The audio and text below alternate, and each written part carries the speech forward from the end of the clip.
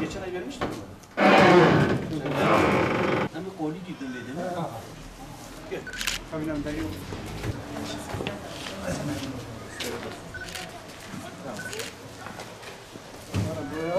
Sana zahmet bir iklim sesini var.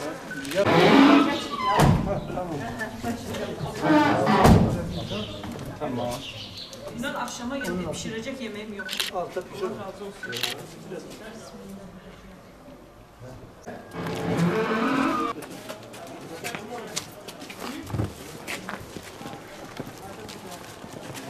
Selam, sen çağırma.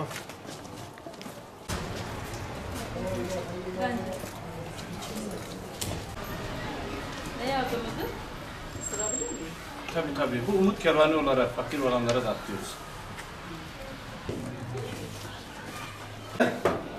Umut kervanı. Umut kervanı. Yardım getirmişiz yardım.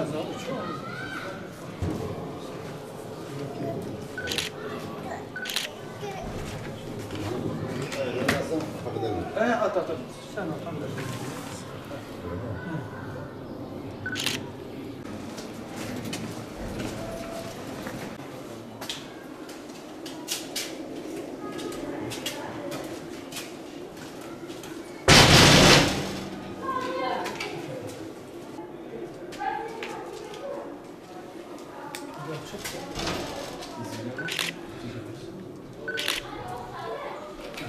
Umut kervanından gelmişiz.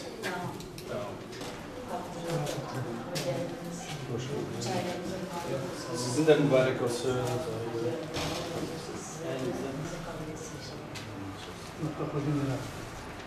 Euzubillahimineşşeytanirracim. Bismillahirrahmanirrahim.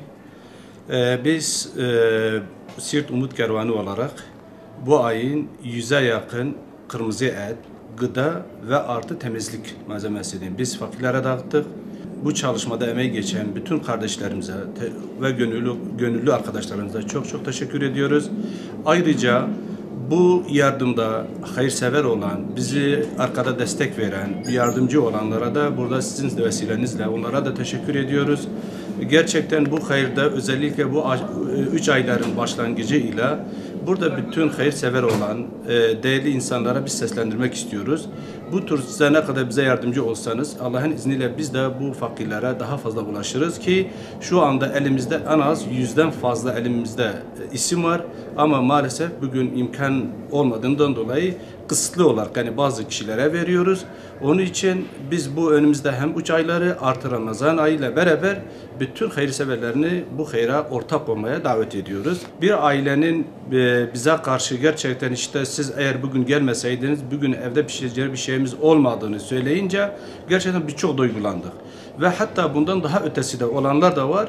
Onun için buradaki hayırsever arkadaşlarımız, abilerimizle davet ediyoruz. Gelip de bizimle beraber bu tür aileleri görüp daha fazla aslında yardım edeceğine inanıyoruz.